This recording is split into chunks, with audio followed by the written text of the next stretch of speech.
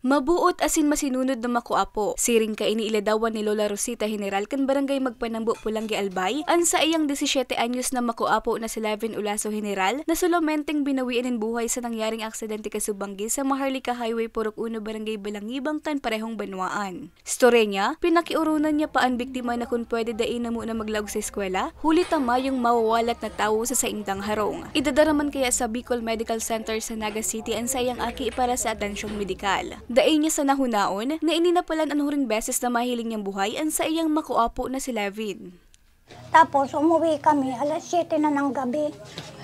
Pagdating namin sa Matakon, nakaabang na sa akin yung anak kong bunsong lalaki, iyan o. Tapos nagtanong sa akin, Mama, alam mo na yung nangyari ng dalawang, yung magpinsan.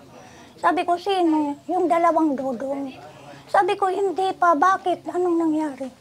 Na-aksidenten niya sila sa tricycle, bumangga daw niya sa truck. Ay di, pagdating namin sa Matakon, ulit yung sasakyan, diretso kaming emergency. Nung pagdating namin doon, nandun na sa likod yung apo kong yung na-aksidente, wala na, patay na. Ay grabe, parang di ko maintindihan.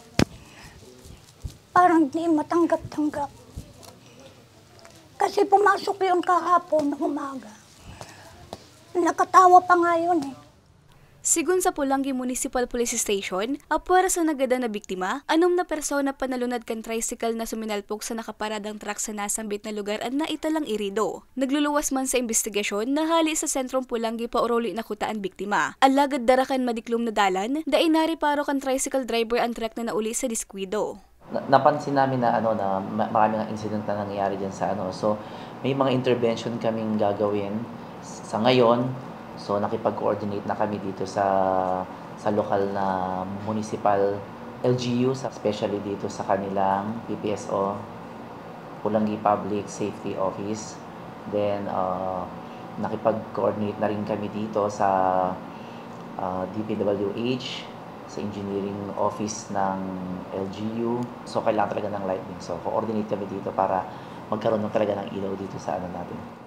Sa presente, padagos pa ang pagigibang investigasyon kan kapulisan, asin pag-araman kung igwang nabalgar ang driver kan truck. Nasa kustodiya naman kan Pulanggi MPS ang tricycle driver para sa magkakanigong disposisyon. Para sa mga baretang tatak Bicol, Regine Bue.